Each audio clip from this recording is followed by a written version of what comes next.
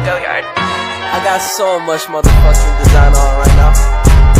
Break it down, bring it back, make it clap. I got 3 old thoughts, new block, where that thing. Bitches on my line, and you know. Assalamualaikum warahmatullahi wabarakatuh. Perkenalkan, nama saya Ahmad Rizwandi dengan NIM 2002060043 dari Prodi Manajemen Pendidikan Islam kelas 6B.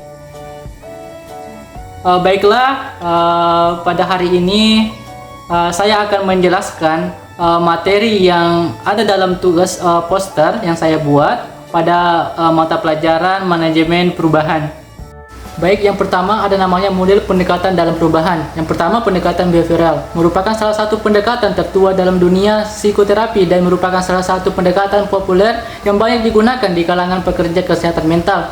Kemudian yang kedua ada namanya pendekatan psikodinamis, adalah pendekatan yang melibatkan pemahaman mendalam tentang emosi seseorang dan proses mental lainnya.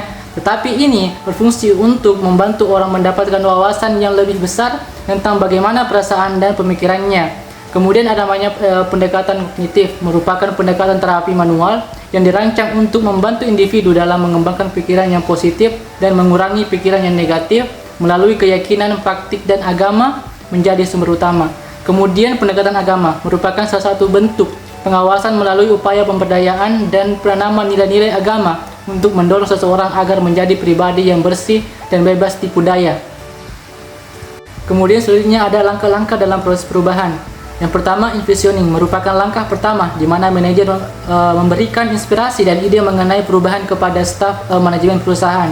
Kemudian yang kedua ada namanya activating proses sosialisasi, dari inspirasi dan ide mengenai perubahan yang harus dilakukan kepada seluruh bagian dalam organisasi sehingga seluruh anggota organisasi perusahaan menyadari bahwa perlu adanya perubahan dilakukan untuk memastikan masa depan perusahaan.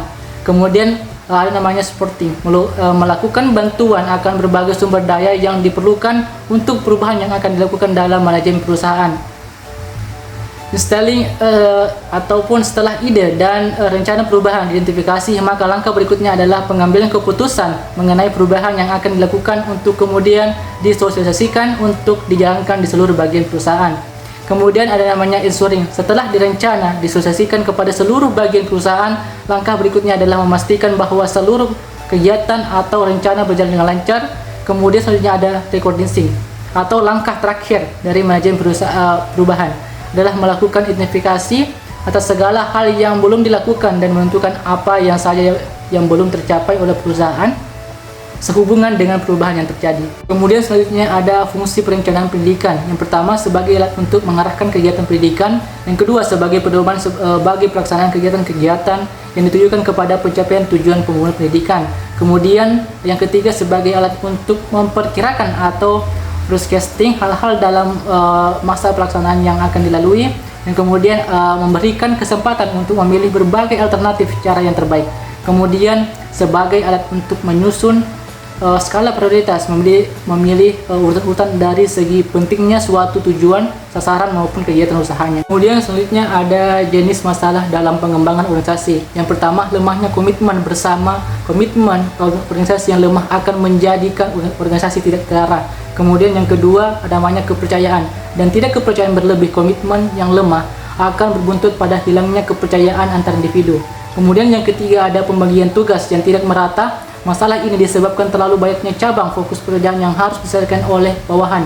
Kemudian yang keempat ada kecemburuan sosial. Kecemburuan sosial ini bisa terjadi dua arah, yaitu dari orang yang selalu diberi kepercayaan dan orang yang tidak diberi kepercayaan sama sekali. Ada namanya teknik pengembangan organisasi. Yang pertama, latihan kepekaan. Teknik ini bertujuan untuk meningkatkan kesadaran individu terhadap dirinya sendiri. Kemudian selanjutnya ada pembentukan tim. Melalui pembentukan tim bertujuan untuk memperkuat kerjasama dan keterampilan interpersonal dalam sebuah tim. Yang kemudian selanjutnya intergroup activities. Teknik ini digunakan untuk meningkatkan kerjasama antar kelompok ataupun tim yang berbeda. Kemudian ada konsultasi proses. Tujuan konsultasi proses adalah untuk membantu organisasi mengidentifikasi dan mengatasi konsultasi dengan konsultan ahli. Kemudian selanjutnya ada third party pitchmaking. Survei feedback digunakan untuk memperoleh umpan balik dari anggota organisasi atau pelanggan terkait kinerja organisasi ataupun produk. Kemudian selanjutnya ada transactional analysis. Teknik transaksional analisis digunakan untuk memahami dan meningkatkan komunikasi dan hubungan individu. Kemudian selanjutnya ada tahapan dalam pengembangan organisasi. Yang pertama, memasuki dan membuat kontrak, menunjukkan dan menganalisis yang menentukan keseluruhan, kemudian mendiagnosis, menginterferensi, dan mengambil tindakan, yaitu mengubah diagnosis menjadi rencana tindakan dengan langkah-langkah terperinci dan langkah-langkah intervensi untuk menerapkan perubahan yang perlu dilakukan. Kemudian ada mendiagnosis, mengumpulkan dan mengatur data terkait untuk menganalisis situasi yang mendasarinya dan menentukan langkah apa yang harus diambil.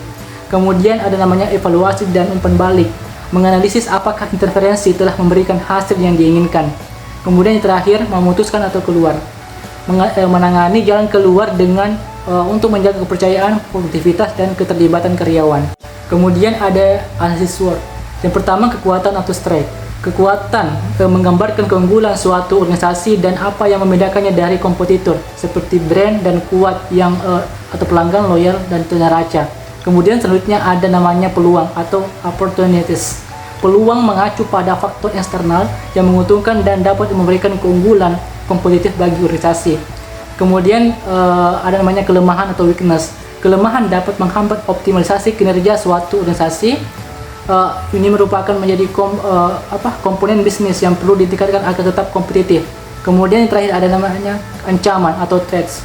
Ancaman mengacu pada faktor yang berpotensi merugikan organisasi. Baiklah, itulah tadi penjelasan dari 7 poster yang saya paparkan. Demikian, wabillahi taufiq wal hidayah. Wassalamualaikum warahmatullahi wabarakatuh.